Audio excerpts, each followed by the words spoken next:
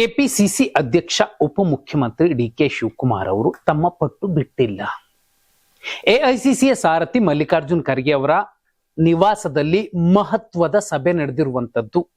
ಇಬ್ರು close door meeting ಮಾಡಿರುವಂತದ್ದು 45 ನಿಮಿಷಗಳ ಕಾಲ ಸೀಕ್ರೆಟ್ ಸಭೆ ಆಗಿದೆ.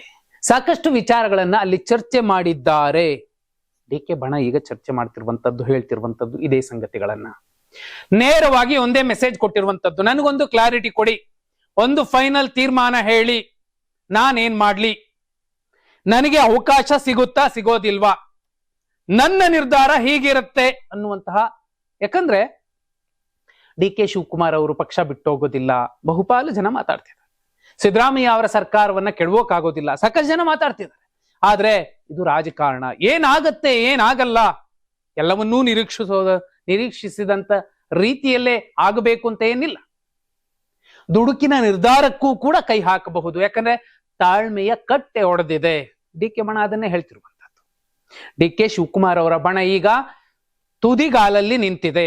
ನಮ್ಗೊಂದು ಕ್ಲಾರಿಟಿ ಕೊಡಿ, ಎಷ್ಟು ಜನ ಇದ್ದಾರೆ? ಅದೇ 21 ಜನ. ತೀರಾ ದುಡುಕಿನ ನಿರ್ಧಾರಕ್ಕೂ ಕೂಡ ಈ ಬಣ ಬರಬಹುದಾ? ಒಂದು, ಸರ್ಕಾರ ಕೆಡವೋಕೆ ಏನ್ ಸಾಧ್ಯ ನೋಡಿ. ಈಗ ಸದ್ಯಕ್ಕೆ ಮಾರ್ಚ್ 6ನೇ ತಾರೀಖ್ ಬಜೆಟ್ ಮಂಡನೆ ಮಾಡಬೇಕಿದೆ ಸಿದ್ದರಾಮಯ್ಯ ಅವರು ಮುಖ್ಯಮಂತ್ರಿಗಳು.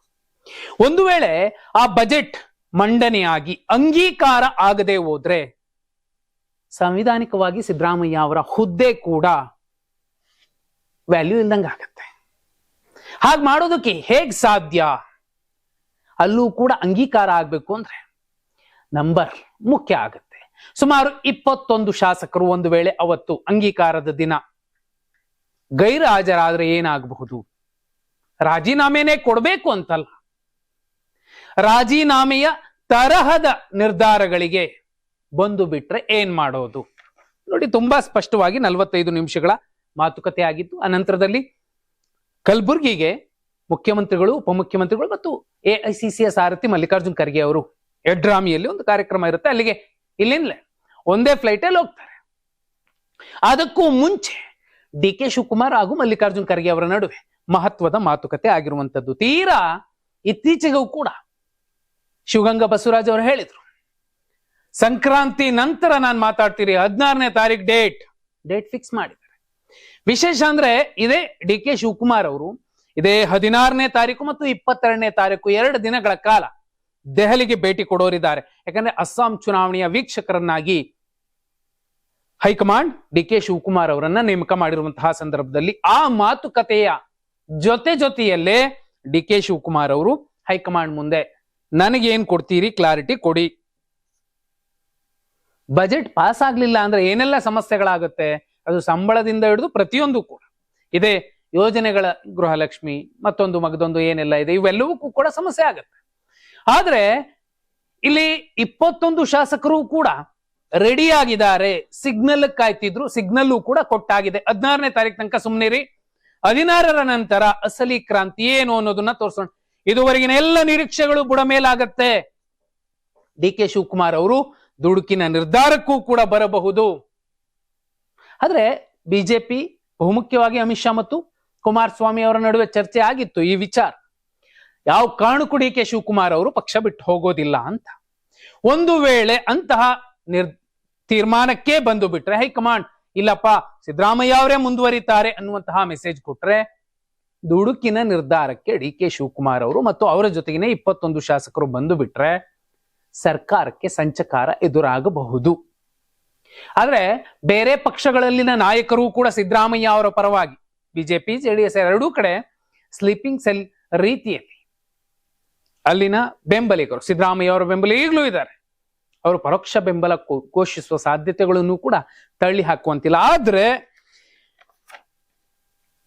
ಇದೇ ಮಂಗಳವಾರ ಮೈಸೂರಲ್ಲಿ ಮತ್ತೊಂದು ಮಹತ್ವದ ಸಭೆ. ವಯನಾಡಿಗೆ ಹೋಗ್ತಿರುವಂತಹ ರಾಹುಲ್ ಗಾಂಧಿ ಅವರು ಕೇರಳ ವಿಧಾನಸಭಾ ಚುನಾವಣೆ ಇದೇ ಮೇ ತಿಂಗಳಲ್ಲಿ 2026 ಅಲ್ಲಿ ಅಖಾಡ ಸಜ್ಜಾಗಿದೆ. ಕಳೆದ ಕೆಲ ವಾರಗಳ ಹಿಂದಿನ ಸ್ಥಳೀಯ ಸಂಸ್ಥೆಗಳ ಚುನಾವಣೆಯ ರಿಸಲ್ಟ್ ಮತ್ತೆ ಕಾಂಗ್ರೆಸ್ ಅಲ್ಲಿ ಅಧಿಕಾರಕ್ಕೆ ಬರುತ್ತೆ ಅನ್ನೋದನ್ನ ಸಾರಿ ಹೇಳ್ತಿರುವಂತಹ ಸಂದರ್ಭದಲ್ಲೇ ವಯನಾಡಿಗೆ ಹೋಗೋಕ್ಕಿಂತ ಮುಂಚೆ ಸಿದ್ದರಾಮಯ್ಯ ಅವರನ್ನ ಭೇಟಿ ಮಾಡ್ಲಿಕ್ಕೆ ಮೈಸೂರಿಗೆ ರಾಹುಲ್ ಗಾಂಧಿ ಅವರು ಬರ್ತಾರೆ. ಅಲ್ಲಿ ಕೂಡ ಮೊದಲ ಹಂತದ ಸಂಧಾನದ ಮಾತುಕತೆ ಏನಾದ್ರೂ ನಡೀಬಹುದಾ ಅನ್ನೋ ಅನುಮಾನ ಕೂಡ ವ್ಯಕ್ತವಾಗ್ತಿದೆ. ಆದ್ರೆ ಈ 21 ನವಯುವ ಶಾಸಕರೇನಿದ್ದಾರೆ ಇವರು ಎಲ್ಲಕ್ಕೂ ಈಗ ಸಜ್ಜಾಗಿದ್ದಾರೆ. ಡಿ ಕೆ ಶಿವಕುಮಾರ್ ಅವರು ಸಿಎಂ ಸ್ಥಾನದಲ್ಲಿ ಕೂರ್ಲೇಬೇಕು. ಅದರ ಆಚೆಗೆ 100ಕ್ಕೂ ಅಧಿಕ ಶಾಸಕರು ಸಿದ್ದರಾಮಯ್ಯ ಅವರ ಬೆನ್ನಿಗೆ ಇರೋದು. ಹಾಗೆ ನೋಡಿದ್ರು ಕೂಡ ನಂಬರ್ ಅತಿ ಹೆಚ್ಚು ಶಾಸಕರ ಬೆಂಬಲ ಸಿದ್ದರಾಮಯ್ಯ ಅವ್ರಿಗೆ ಇದೆ. ಹೈಕಮಾಂಡ್ ಕೂಡ ಈಗ ಯಾವುದೇ ನಿರ್ಧಾರಕ್ಕೆ ಬರೋದಕ್ಕೆ ಸಾಧ್ಯ ಇಲ್ಲ. ಒಂದು ವೇಳೆ ಹೆಚ್ಚು ಕಮ್ಮಿ ಆದ್ರೆ ಬಹುದೊಡ್ಡ ಬಹುಮತ ಇದ್ದಂತಹ ಸರ್ಕಾರವನ್ನ ಅವರೇ ಕೆಡ್ಕೊಳ್ಳುವಂತಹ ಒಂದು ದುಸ್ಸಾಹಸ ಬರಬಹುದು. ಆದ್ರೆ ಸಿದ್ದರಾಮಯ್ಯ ಅವರು ಅಂತ ದುಡುಕಿನ ನಿರ್ಧಾರ ತಗೊಳ್ಳೋದಿಲ್ಲ.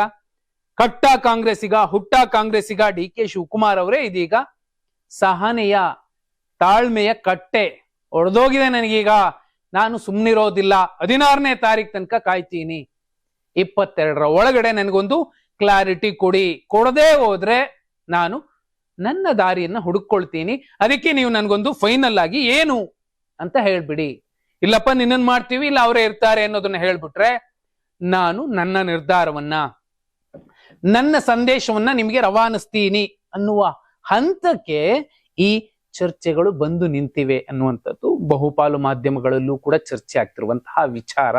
ಆದ್ರೆ ಸಿದ್ದರಾಮಯ್ಯ ಅವರನ್ನ ಇಷ್ಟು ಸುಲಭವಾಗಿ, ಯಾಕಂದ್ರೆ ಕುಮಾರಸ್ವಾಮಿ ಅವರು ಖುದ್ದು ಅಮಿತ್ ಶಾ ಅವರಿಗೆ ಹೇಳಿದಂತಹ ಬಹುಮುಖ್ಯ ಮಾತು ಇತ್ತೀಚಿನ ಮೀಟಿಂಗ್ ಅಲ್ಲಿ, ಸಿದ್ದರಾಮಯ್ಯ ಅವರಿಗೆ ಎಷ್ಟು ಸಾಧ್ಯವೋ ಅಷ್ಟು ಒತ್ತಡ ಹೇರುವಂತಹ ಪ್ರಯತ್ನವನ್ನ ಡಿ ಕೆ ಶಿವಕುಮಾರ್ ಅವರು ಮಾಡ್ತಾರೆ, ರಾಜೀನಾಮೆಯ ತನಕದ ಮಾತುಗಳನ್ನು ಕೂಡ ಹೇಳಬಹುದು ಕ್ಲೋಸ್ ಡೋರ್ ಅಲ್ಲಿ.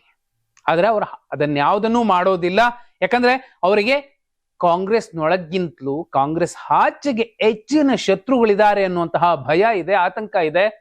ನೀವು ಅದನ್ನ ತುಂಬಾ ಸೂಕ್ಷ್ಮವಾಗಿ ಗಮನಿಸಬೇಕು ಅಂದ್ರೆ ಅಮಿತ್ ಶಾ ಅವ್ರಿಗೆ ಹೇಳಿರುವಂತಹ ವಿಚಾರ, ಸಿದ್ದರಾಮಯ್ಯ ಮತ್ತು ಡಿ ಕೆ ಶಿವಕುಮಾರ್ ಅವರು ಒಂದೇ ವೇದಿಕೆ ಮೇಲಿದ್ದಾಗ ಅವರ ಹಾವಭಾವಗಳನ್ನ ತುಂಬಾ ಸೂಕ್ಷ್ಮವಾಗಿ ಗಮನಿಸಿ ಅನ್ನುವಂಥದ್ದನ್ನ ಮನವರಿಕೆ ಮಾಡಿಕೊಟ್ಟಿರುವಂತದ್ದು. ಇತ್ತೀಚಿನ ಒಂದು ವಿಡಿಯೋ ತುಂಬಾ ವೈರಲ್ ಆಗ್ತಿದೆ.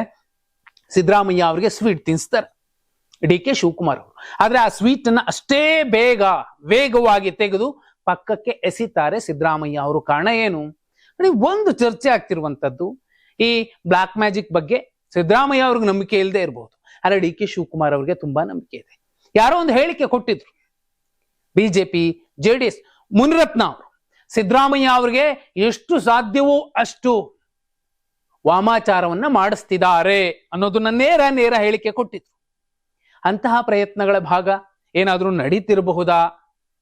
ಮುನಿರತ್ನಂ ಅವರು ಹೇಳಿದ್ದು ಇಷ್ಟೇ, ಕೊನೆಗೆ ಸಿದ್ದರಾಮಯ್ಯ ಅವರೇ ನನಗೆ ಕೈಲಾಗ್ತಿಲ್ಲಪ್ಪ, ಅನಾರೋಗ್ಯ ಸಮಸ್ಯೆ ಇದೆ, ನನಗೆ ಮರು ಹೆಚ್ಚಾಗ್ತಿದೆ, ನೀನೇ ನೋಡ್ಕೊಂಡ್ಬಿಡು ಅಂತ ಬಿಟ್ಟೋಗೋ ಮಟ್ಟಿಗೆ ಅವರು ಏನೋ ಮಾಡಿಸ್ತಾರೆ ಅನ್ನೋ ಗಂಭೀರ ಆರೋಪ ಮಾಡಿದ್ರು. ಅಂತಹ ಕಾರಣಗಳಿಗೇನೆ ಅವರು ಸ್ವೀಟ್ ಅನ್ನ ತೆಗೆದು ಪಕ್ಕಕ್ಕಿಟ್ರು. ಎಂ ಬಿ ಪಾಟೀಲ್ ತಿನ್ನಿಸ್ತಾರೆ, ವಚನಾನಂದ ಶ್ರೀಗಳು ತಿನ್ನಿಸ್ತಾರೆ, ಅದನ್ನೆಲ್ಲ ತಿಂತಾರೆ. ಆದ್ರೆ ಒಬ್ಬ ಡಿ ಕೆ ಶಿವಕುಮಾರ್ ಅವರು ಅದೇ ಸ್ವೀಟ್ ಅನ್ನ ತಿನ್ನಿಸಿದಾಗ ಅದನ್ನ ತೆಗೆದು ಪಕ್ಕಕ್ಕಿಡ್ತಾರೆ. ಅಷ್ಟರ ಮಟ್ಟಿಗೆ ಅಲ್ಲಿ ಎಲ್ಲವೂ ಸರಿ ಇಲ್ಲ ಅನ್ನುವಂತಹ ಮೆಸೇಜ್ ಅನ್ನ ಕೊಟ್ಟಿದ್ರು ವೇದಿಕೆ ಮೇಲೆ. ಮತ್ತು ಒಂದು ಹೆಲ್ತ್ ಕಾನ್ಶಿಯಸ್ ಇಂದಲೂ ಕೂಡ ಅದನ್ನ ತೆಗೆದಿಟ್ಟಿರಬಹುದು ಅಂತ ಸಿದ್ದರಾಮಯ್ಯ ಅವರ ಬಣದ ನಾಯಕರು ಕಾರ್ಯಕರ್ತರು ಮಾತಾಡ್ತಾರೆ. ಫೈನಲಿ ಡಿ ಕೆ ಶಿವಕುಮಾರ್ ಅವರು ತುದಿಗಾಲಲ್ಲಿ ನಿಂತಿದ್ದಾರೆ. 2ರಲ್ಲಿ ಒಂದು ನಿರ್ಧಾರ ಮಾಡ್ತಾರೆ. ಅದು 22ನೇ ತಾರೀಕಿನ ಒಳಗೆ ಆ ಗಡುವನ್ನ ಇಟ್ಟಿದ್ದಾರೆ. ಆ ಗಡುವು ಮುಗಿದ ಮೇಲೆ ಯಾರಿಗೂ ಕೂಡ ಡಿ ಕೆ ಶಿವಕುಮಾರ್ ಅವರು ಕಾಯೋದಿಲ್ಲ ಅಂತ ಇದೇ ಡಿ ಕೆ ಶಿವಕುಮಾರ್ ಅವರ ಬಣದ ನಾಯಕರು ಮಾತಾಡ್ತಿರುವಂತದ್ದು. ಹಾಗಿದ್ರೆ ಸಿದ್ದರಾಮಯ್ಯ ಅವರನ್ನ ಇಳಿಸುವ ಅಥವಾ ಆ ಜಾಗಕ್ಕೆ ಬಂದು ಕೂರುವ ಪ್ರಯತ್ನವನ್ನ ಡಿ ಕೆ ಶಿವಕುಮಾರ್ ಅವರು ಮಾಡ್ತಾರಾ, ಅಥವಾ ಇದೇ ರೀತಿ ಒತ್ತಡ ಹೇರುವ ಮೂಲಕ ಯಾವ ಸಂದೇಶವನ್ನ ರವಾನಿಸ್ತಿದ್ದಾರೆ? 28, 29 ಮತ್ತೆ ಕಾಂಗ್ರೆಸ್ ನೋಡ್ಬೇಕು, ಅಸೆಂಬ್ಲಿಗೆ ಮತ್ತೆ ಲೋಕಸಭೆಗೆ ಆಗೇನ್ ಮಾಡ್ತಾರೆ? ಕಮೆಂಟ್.